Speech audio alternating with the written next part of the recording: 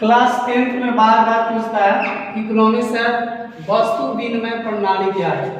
वस्तु विनिमय प्रणाली इसमें हिंदी में कहा जाता है वाटर सिस्टम। वस्तु विनिमय प्रणाली की जो है ये क्या है और किस प्रकार ये पहले कार्य करते थे, इन सारी चीजों को देखेंगे। तो देखिए वस्तु विनिमय प्रणाली थी ना कि पहले भी हम किसी न किसी वस्तु को आदान प्रदान करते थे।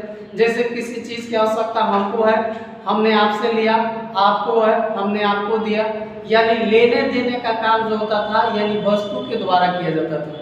ठीक है, तो सीधा भाषा में कह सकते कि वस्तु विनिमय प्रणाली क्या है, तो किसी भी वस्तु को यानी अपना वस्तु को देकर किसी अन्य वस्तु से अपनी आवश्यकताओं को वस्तु को ले, तो इस सिस्टम को क्या कहा जाता है, वस्तु विनिमय प्रणाली कहा जाता है। कोई पूछेगा कि वस्तु विनिमय प्रणाली क्या सरल थी, तो सरल थी, लेकिन धीरे धीरे जैसे जैसे यानी आवश्यकता बढ़ती गई वैसे वैसे ये क्या हुई, कठिनाई इसमें उभरती चली गई। ठीक है, लेकिन हमको यहाँ केवल देखना है कि वस्तु विनिमय प्रणाली तो डायरेक्ट लिखा है कि किसी एक वस्तु को, जैसे मान लीजिए हमको किसी चीज, मेरे पास मान लीजिए चावल है, ठीक है, और किसी के पास क्या है, दाल है, और किसी के पास क्या है, आलू है।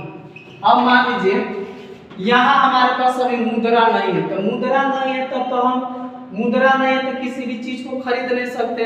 तो यहाँ क्या है, वस्तुओं का आदान प्रदान करना। अगर वस्तु का आदान प्रदान नहीं तो चावल वाला केवल चावल खाता, भात खाता, दाल वाला केवल दाल पीता, आलू वाला केवल क्या करता, आलू खाता।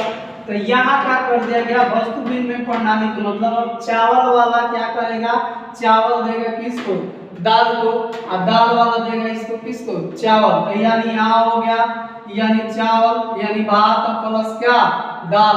अब ये थोड़ी ये भी क्या करेगा, इसको आलू दे देगा, तो ये इसको क्या कर देगा, दाल दे देगा।